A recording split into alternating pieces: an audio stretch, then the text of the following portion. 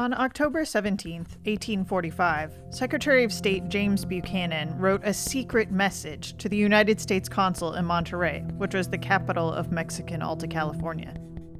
Buchanan feared that European powers were plotting a takeover of Alta California. One piece of evidence? A British and a French consul had suddenly turned up in Monterey. Buchanan saw that as an evidence that they were there to make trouble.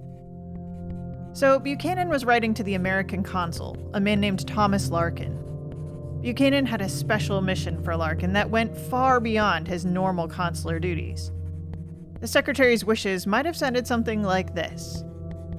Whilst the president will make no effort and use no influence to induce California to become one of the free and independent states of this union, yet if the people should desire to unite their destiny with ours, they would be received as brethren. Whenever this can be done without affording Mexico just cause for complaint. The president might not be making an effort, but Larkin was supposed to, but quietly. In addition to your consular functions, the president has thought proper to appoint you a confidential agent in California, and you may consider the present dispatch as your authority for acting in this character. The confidence which he reposes in your patriotism and discretion is evinced by conferring upon you this delicate and important trust.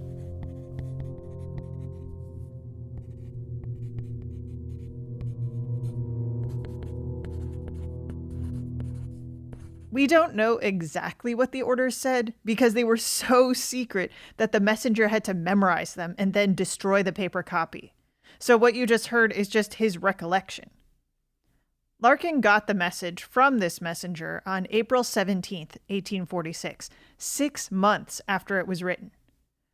Why was it so important that this message be so secret? Why was Larkin the guy who got it?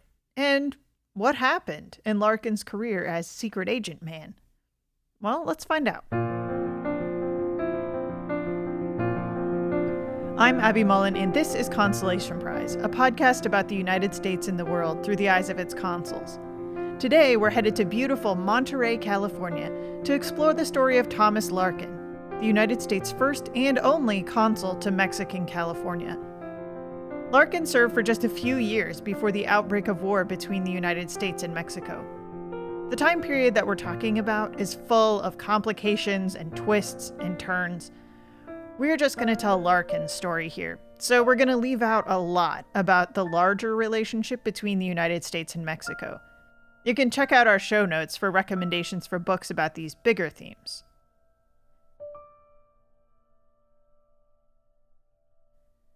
In our first episode of our miniseries, Consuls of Manifest Destiny, we talked about the commercial expansion of the United States. But this time we're talking about the more conventional kind of manifest destiny. If you went to school in the United States, you probably learned about this in elementary school. The idea that God had given white Americans the right to expand across the entire continent, no matter what or who was in their way. Remember that these ideas of expansionism weren't new. They'd been here since the first white settlements in what would become the United States. But now we're going to talk about the actual term manifest destiny and its origins. So before we get to California, we need to talk for just a sec about Texas. In 1836, Texas declared independence from Mexico with the encouragement and even assistance of many Americans. Those white Americans hoped that Texas could be brought into the United States. They wanted to expand the territory available for enslavers. But in 1836, not everyone was so eager to bring Texas into the United States, including presidents, starting with Andrew Jackson, Van Buren. These guys they refuse to annex Texas because they don't want to have a war with Mexico, because Mexico does not accept Texas's independence. This is Amy Greenberg, a historian who's written about California and the Mexican-American War. Over the next decade, more Americans began to talk about acquiring Texas. But simple greed didn't sound like a very noble reason for trying to take over a bunch of land. So one newspaper editor came up with a more lofty justification for the expansion, and he called it manifest destiny. In 1845, John O'Sullivan wrote in the United States Magazine and Democratic Review about our manifest destiny to overspread the continent allotted by Providence for the free development of our yearly multiplying millions. Providence. God said they could take the land. Finally, President James K. Polk convinced Congress, or enough of them anyway, that annexing Texas was a good idea. So in 1845, they did. And then, in 1846, the United States went to war with Mexico over that territory. We're going to come back to the war in a little bit, but now we need to back up again to the 1820s and the 1830s. White Americans had been looking for new land in a lot of places, not just in Texas. They also thought Cuba and California were places where the United States could expand.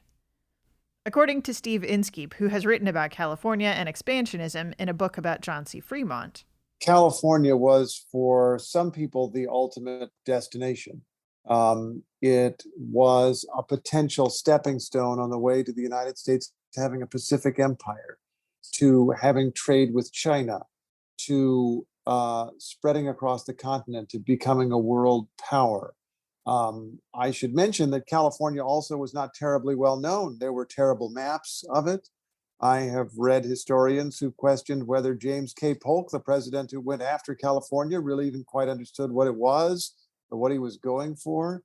But there were also people who knew enough about it to know that there was a vast empire out there that was just barely held by Mexico and that could be of interest to the United States. Of course, these territories like California or even Texas weren't just there for the taking. In the beginning, white settlers had taken over or fought over these lands with the native people who lived there. In the 1830s, when all of this was going down, Texas and California were both part of Mexico, not just available for whoever. But Mexico did have some problems. Now, Mexico is our neighboring republic. When Mexico first becomes independent from Spain in the 1820s, there's actually a lot of support in the United States for the idea of Mexico being independent. People think it's awesome that Mexicans have freed themselves from Spanish tyranny. They like Mexico's constitution. They think Mexico's great. But then Mexico quickly comes to be seen as the weak neighbor with land that Americans want. And California kind of increasingly rises in the interest of American expansionists in the 1820s and into the 1830s, and especially after Texas independence in 1836. The problem is that Mexico is humongous, and the independent government had only existed since 1821, so they're still trying to figure out how to manage this country. There's no way that the authorities in Mexico City could really keep a watchful eye or a firm hold on places like Monterey. Monterey is almost 2,500 miles from the capital. Aaron Gilmartin, a California State Parks ranger who interprets the history of Monterey, told me, a lot of the people that were born here, or even those that immigrated here, identify as California, not necessarily as Mexican or Spanish. Most Americans were still staunchly American, but there was this California identity to the point where people born in California, even if they're of Spanish or Mexican descent, they are more favorable to California partners and governors and leadership than they are to those set by Mexico City. And so you really have this independent California identity, and then a smattering of British and American merchants and politicians blending in with that. The people who are living in California and Texas and New Mexico and the Yucatan, anybody who's kind of out on the margins, they don't have a deep allegiance to Mexico as a country because they're not getting a lot of stuff from Mexico. And Mexico has a problem settling enough Mexicans in these territories to really hold them and secure them against encroachment. So, when Americans started to move into Mexican territory, there was not much Mexico could really do. One such American was a young man named Thomas Oliver Larkin. Larkin came from New England, but he saw his future in California. In 1831, he picked up and started moving to Monterey to work with his brother, who'd already moved there. He decided to go to California to make his fortune. Now, that was a creative choice because this is a period when it's part of Mexico. There hasn't been gold discovered in California. It's not known to be a spectacularly rich place, but it was an interesting place. And Larkin moved in first doing business in Monterey, which was effectively the provincial capital for Mexico, which had a tenuous hold on what it actually called Alta California. Just for reference, Alta California was a lot bigger than what we think of as California today. It included all of the modern states of California, Nevada, and Utah, plus parts of Arizona, Wyoming, New Mexico, and Colorado. Larkin was definitely not wrong to see a beautiful, bright future for himself in sunny California. But probably not because of the reasons many today find the state so attractive. Camina trenecito que a Totonilco voy, ya parece que en la estación da brinquitos mi corazón. En este Totonilco de naranjos en flor parecen sus muchachas. It's so obvious why California's attracted to expansionists, right? We all love California. California's the best. I grew up in California. It's like astounding to anybody that I left California. Why? Why would you leave California? Because it's perfect. So we all know why California's great. But we got to get out of that mindset right now. Okay, so nobody cares about beaches. Some people care about the climate. It's not that big of a deal, the climate. What is important about California and what really gets people going are three things.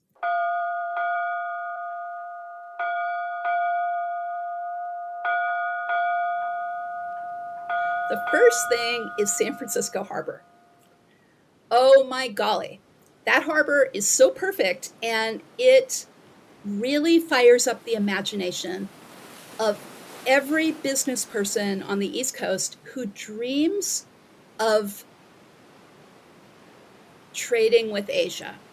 Now, the Asia trade is huge in this time period, and England has a lock on it.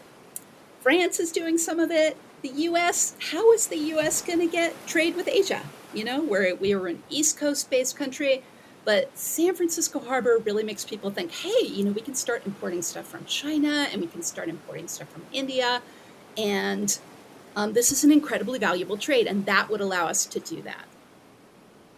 President Andrew Jackson was particularly entranced by the harbor of San Francisco. But the harbor wasn't the only great thing about California.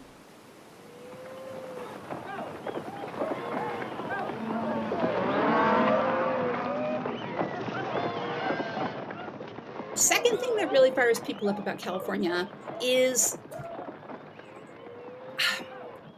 cows. There's all these, basically California in the 1830s, a lot of it is made up of ranches, right? And these ranches have cows, and the cows have two things that people really want, which is cow hides and then tallow, right? So this is a really valuable thing. California is also the entry point for offshore oil of a certain kind. There's also whaling. Whaling is another thing that's going on. And in the earlier period, furs too. So basically what we're talking about is trade. California is valuable from a trade perspective.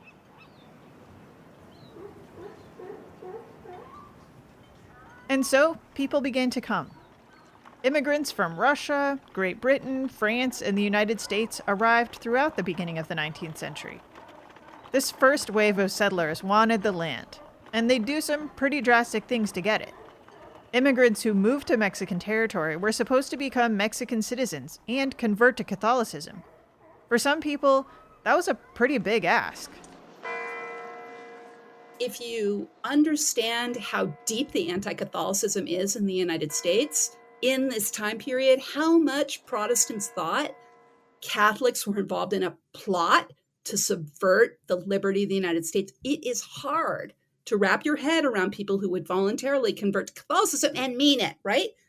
Okay, so let me tell you, the line on those people who moved to Texas or they moved to California, that first generation, they renounce their citizenship, they become Catholic. The idea behind them is they were just doing what they needed to do to get land.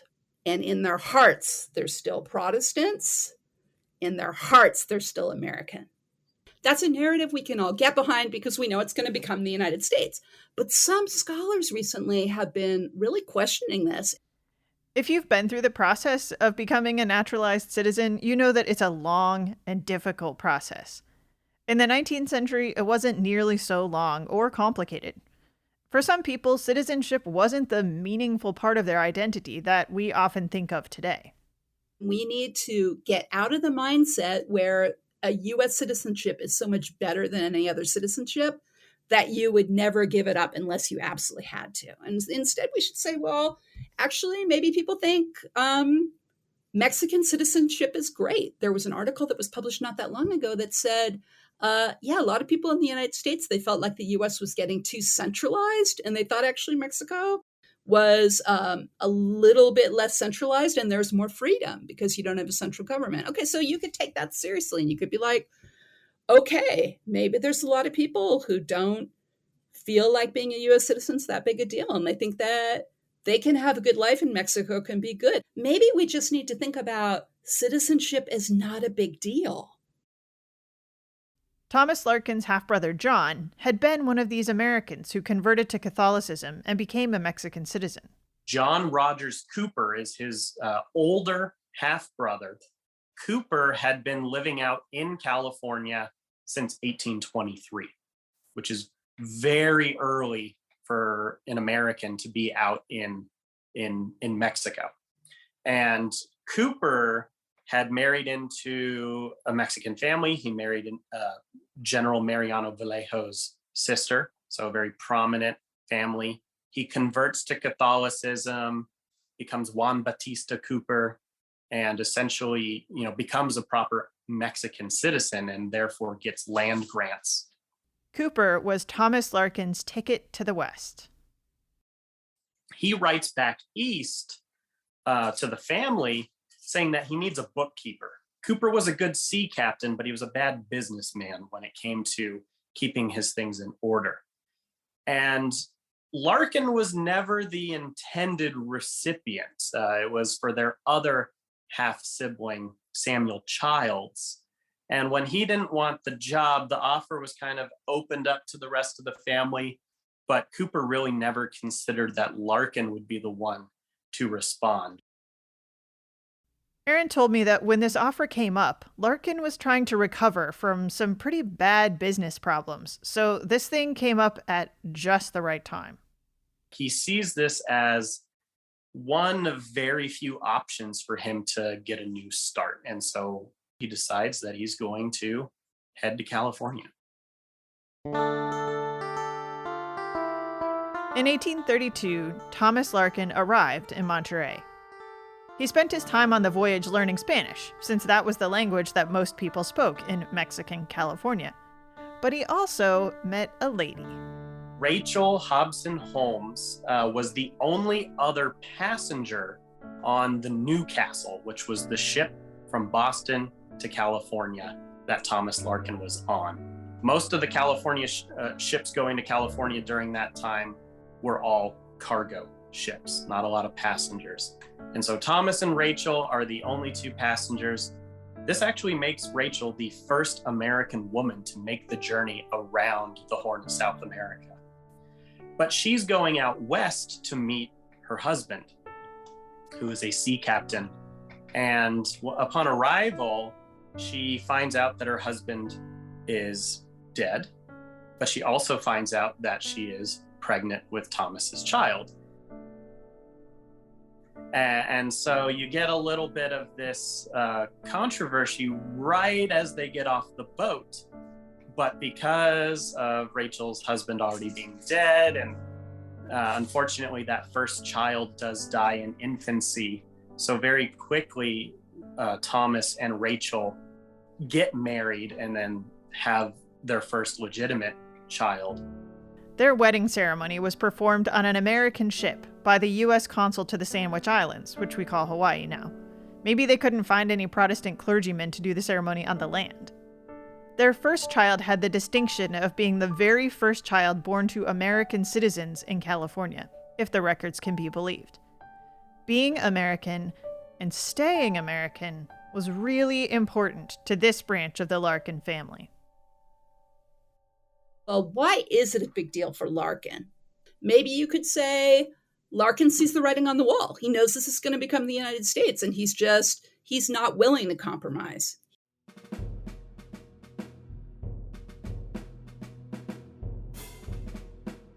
In 1842, the United States presence in Monterey took a strange turn. Naval Captain Thomas Apcatesby Jones, remember him from our episode on Tahiti, turned up in Monterey. He had somehow gotten the impression that the United States and Mexico were at war, or at least they were going to be at war. So he marched into town and declared Monterey a conquest of the United States. The Mexican authorities in Monterey handed the town over to Jones without a shot because they weren't prepared for this. The only problem was the United States and Mexico were not at war. I've always sort of imagined one of the Americans, maybe even Larkin, pulling Jones aside and whispering in his ear, sir, I don't think you can just declare this town American. We're not fighting the Mexicans right now, but if you keep on pulling stunts like this, we are going to be soon. Larkin described it this way. The whole of this affair appeared at the time a dream. No one could realize it. No one understood why the country was taken or why returned to its former owners. The Commodore says he came without orders from Washington. This is not much believed by these people. So Jones had to give the town back to the Mexicans and sail away rather embarrassed. It wasn't long after Jones's little accidental conquest that the U.S. government decided to appoint a consul to Monterey. Maybe they thought having an official U.S. representative might head off any more overeager American naval officers. The United States government saw Larkin as the perfect kind of American to do the job. He's white, he's Protestant, he's successful, he's a businessman interested in bringing other Americans to the area. This wasn't the first time the government had appointed a consul to Monterey, but it was the first time that it stuck. Aaron told me that it might have been because Larkin was already there, already ready to do the job. But that didn't mean he had an easy job. According to Steve, he was not terribly well supported by the United States State Department. They kept rejecting his expenses. At one point, he spent $31.34 for a United States flag and a staff to hang it on, and they rejected that expense too. I mean, we know that this is kind of how consular duties roll, right? Consuls never got the support they want and think they deserve. But Larkin and his family did keep really busy. His wife is helping him entertain guests. That was a big part of his job as consul. He actually had a ballroom on the second floor of the Larkin house for these consular balls and meetings. He is delegating his businesses off to other people. He's able to be less and less directly involved, but he is still overseeing all of this. We know this through the Larkin papers and through his letters, that he took meticulous notes and correspondence on who owes him what and what is being shipped where, as well as American ships coming into the bay, records of the custom house. He's getting government contracts from the Mexican government to expand the custom house. So he's involved in construction and contracting these things, as well as taking personalized orders. We found a document that he essentially guaranteed delivery in 8 to 12 months. So that's your Larkin Prime guarantee right there, 8 to 12 months. So very, very busy. Larkin was more than just a commercial agent. He wanted so much more for Alta California. He clearly had this vision that California should be part of the United States, and he started to become a publicist for this. He began writing letters to big Eastern newspapers, apparently numerous newspapers, and they would be published anonymously, which was really common in those days. Somebody would write a letter from a distant spot, and the New York Herald or other newspapers wouldn't necessarily have foreign correspondents as we now understand them. So they would literally have correspondence from people who were in foreign places, and they would print these letters in the paper. Larkin sent these letters that were printed in Eastern newspapers promoting the amazing ideas of California, and also pointing out that Mexico barely had any military forces there to protect it. Larkin thought that California held a lot of potential for American settlers. The government thought the same thing, but they also wanted Americans in California for a different reason. They wanted a buffer zone between the United States and any potential threats coming from the Pacific. Even though California was part of Mexico, the Americans weren't particularly worried about a threat from Mexico itself. The number one threat is England. So there are all of these rumors about British plots to take California. Russia actually is a threat. Russia actually has a big foothold in California, so there's rumors that Russia is trying to take San Francisco. The way to think about how worried Americans were about England is to maybe think now about how some people talk about the Chinese as a threat to American security. You could maybe argue the United States always has a foil that it's fighting against, or in its mind, it's saying like, well, we can do stuff that maybe is kind of unsavory, like invade our neighboring republic and take land for them because our security is in danger, right? So there's a lot of this about California. Now, how much of it is actually true? Not a whole lot. I don't actually think that the British were trying to take California. Like, they can barely hold on to Oregon. Their portion of it, they're definitely not. I think if it was an option, they would probably take it, but they don't have like designs on it. But people really believe that.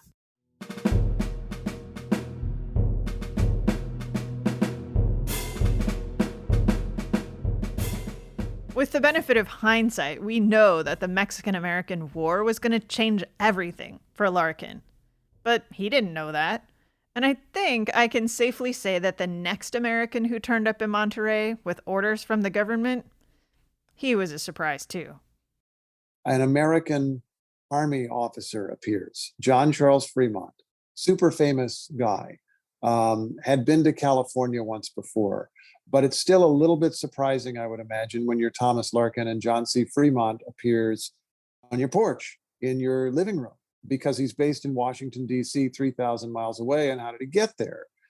Fremont was an explorer of the West. He went out with several dozen men at a time on expeditions. And this time he appeared to have ridden all the way from the East to California with 60 heavily armed men. Fremont told Larkin that he was just passing by, looking for Oregon. Looking for the quickest way, and maybe it went through California, and you get to the Central Valley and hang a right and go on up to Oregon. That was his stated purpose. But he stopped by Thomas Larkin's place to talk with him. Larkin took him to the Mexican authorities and made sure that they knew he was there and that he did not intend any harm, and he was just going to rest and resupply his men and then continue on out of California, and they didn't have to worry about it. The Mexican authorities did not appear to like this very much. I mean, who would really like 60 armed men led by an army officer of a different country to show up in your country? But they didn't specifically order him to leave. Larkin seems to have negotiated a kind of truce where Fremont could hang out for a little while and then go on. Except Fremont did not go on. Instead, Fremont stayed around, lording it over the locals and generally causing a ruckus. Wandering around toward the coast, he'd made a promise to stay away from settled areas, but moved into settled areas. And his excuse later, seriously, his excuse, written excuse later was, I just wanted to have a look at the coast because I love the coast and I love the sound of the sea, and I'd love to find some real estate for my mother.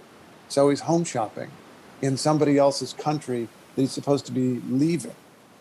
The big issue comes after Fremont leaves Monterey and pulls the whole stunt with Fremont Peak, right? So when he and his frontiersmen essentially, and some that are legitimate army soldiers, they take over a peak nearby where they have a view of the Capitol and they have a view of the Mexican cavalry. And now the Mexican officials in Monterey are turning to Larkin and being like, okay, this guy was in town the other day, and now he's claiming that he'd rather die than give up that hill. What is going on? At some point, the Mexican authorities had finally had enough, and they raised their own much larger force with cannon to come after John Charles Fremont. Fremont, in the end, after getting a warning about this from Thomas Larkin, who was in town, decided to not make a last stand and possibly kill a lot of people or get massacred himself, but to slip away. He actually finally did go to Oregon, but it was just the beginning of his conflicts with Mexican authorities. Up to this point, Larkin had a really good relationship with the local Mexican authorities, but he wasn't sure what his role was in dealing with Fremont. The one thing he did know was that he was on his own in figuring it out. He wrote in dismay, "Be the result for or against him, it may prove of a disadvantage to the resident Americans in California. Having had over one half of my hospital expenses of 1844 cut off, and know not why, and even my bill for a flag, I do not feel disposed to hazard much for government, though the life of Captain Fremont and party may need it. I hardly know how to act."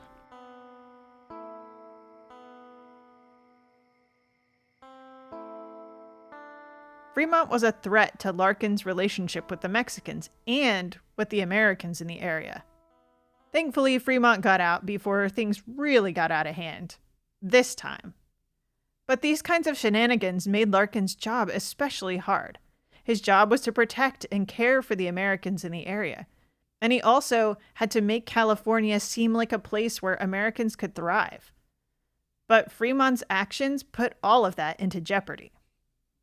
Larkin sent a note up the hill to Fremont's men when they were in this confrontation and reminded him that if there was going to be a battle, it would be bad for the various other Americans who were in California. And there were several hundred other Americans who were settlers in California. And Larkin's prediction later turned out to be correct. The Mexican authorities, in trying to figure out how to deal with this national security problem, realized that there were a bunch of American settlers in California that might become an army used against them, and began demanding that the American settlers take an oath of allegiance to Mexico, which I think they should have done anyway under the law, but that they had to cement their ties with Mexico if they were going to stay. So Larkin tried to look after the Americans there as he could, which was his job. Fremont made that difficult. So now, we're finally back where we started. Buchanan's letter to Larkin, authorizing him to become a secret agent man for the US government. If we interpret the orders Buchanan gave to Larkin literally, they seem pretty innocuous. Larkin's job was to encourage people to, on their own, come to a simple conclusion. It would be better for California if it joined the United States. So it would be a peaceful takeover, but a takeover nonetheless. Remember, Buchanan wrote this letter in October of 1845, but the message didn't get to California until April of 1846. Here's Steve Inskeep again. We have to remember that California is 3,000 miles away from Washington, D.C. And while the telegraph has by then been demonstrated and is spreading across the eastern United States, there's no way to send a telegram to California. There's no way to send an email or make a phone call or even send a very fast letter. It takes months to send a letter from one coast to the other. It has to go down through Mexico or even around Cape Horn at the end of South America or across Panama. It takes months. So when President James K. Polk wanted to send Larkin a message about California, he probably knew it would take a long time, no matter which way it went. Polk rounded up a U.S. naval officer who had some Spanish and sent him down through Mexico and up on the Pacific side with instructions for Larkin, which the messenger memorized and then destroyed and then wrote out again when he felt safe once he got to California.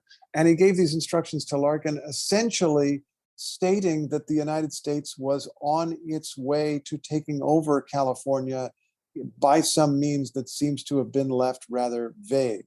Although what was happening unknown to anybody, months away in terms of communications, was that the United States was provoking a war with Mexico.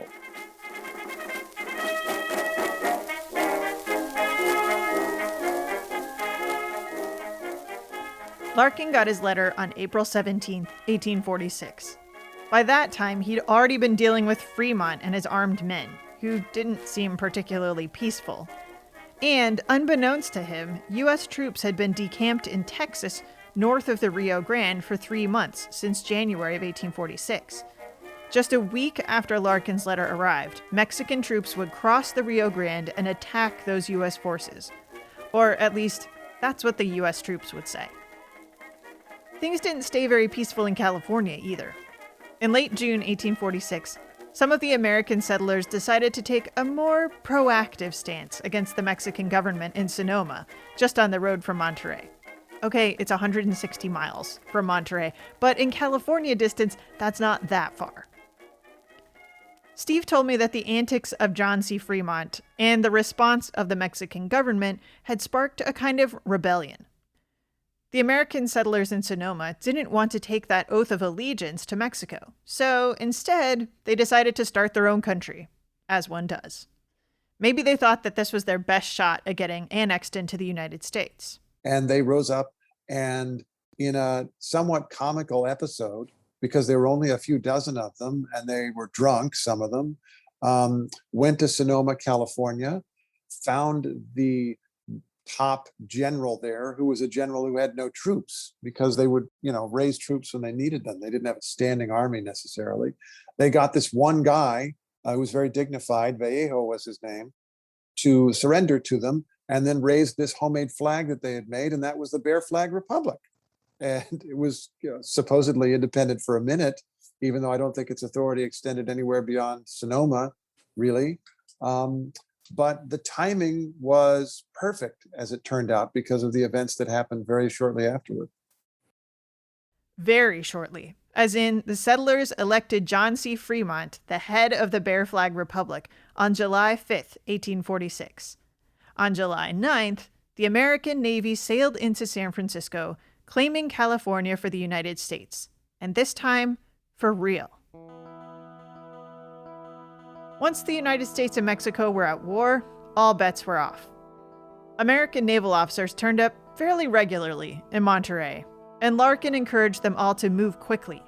He wanted them all to take over as many California ports as possible, but do it quickly enough to keep from shedding a lot of blood. It seemed like Larkin's mission to bring California into the United States was an overwhelming success, even if the methods weren't as peaceful as he had hoped. But Larkin still wanted to help with California's transition from Mexico to the United States. So the American naval commander in the area, Commodore Stockton, made him the Navy agent for the entire California coast.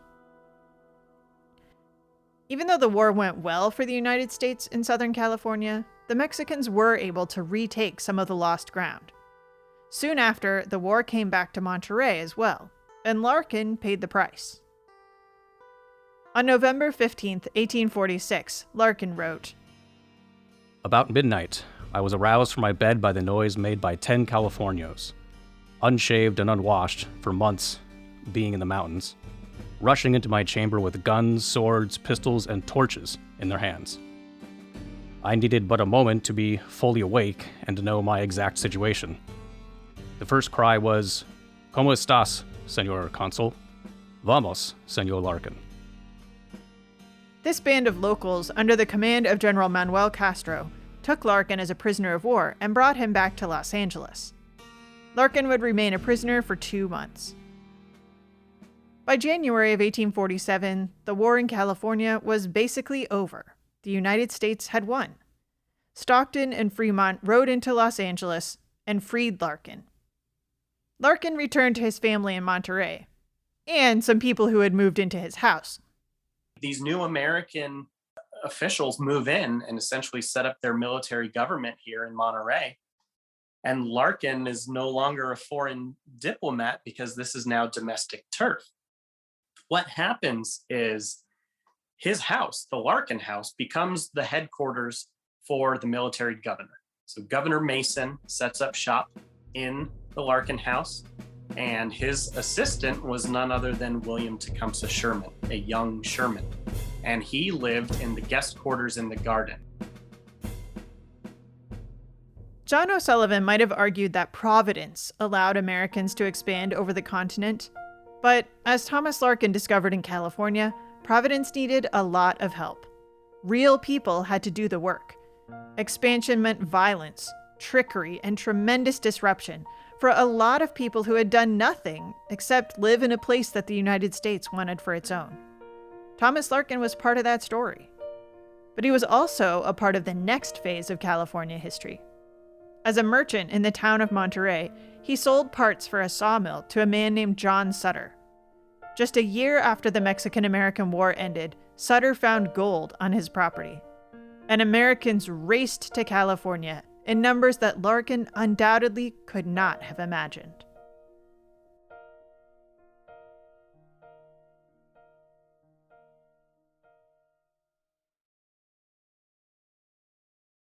Before we do the credits, we want to ask for your feedback in a specific way. We want you to tell us what part of this episode surprised you the most.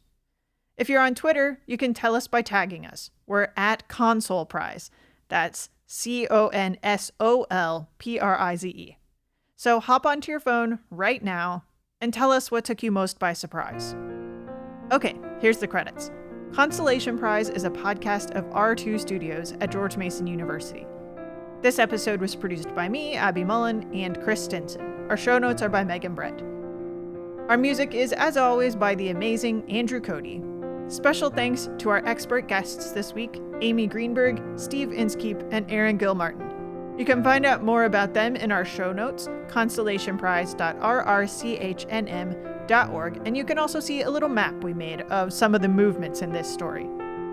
If you're ever in the Monterey area, you should definitely stop by the Monterey Historic Park, which is a park of the California State Parks. Maybe you'll see Aaron, but you should definitely go check out the Larkin House, which is one of the very few examples that we have of a place where a consul actually lived. Our voice actors for this episode were Mills Kelly, Andrew Garland, and Brandon Tachko. Again, please tell us what you think about this episode on Twitter, and we'll see you next time. Thanks for listening.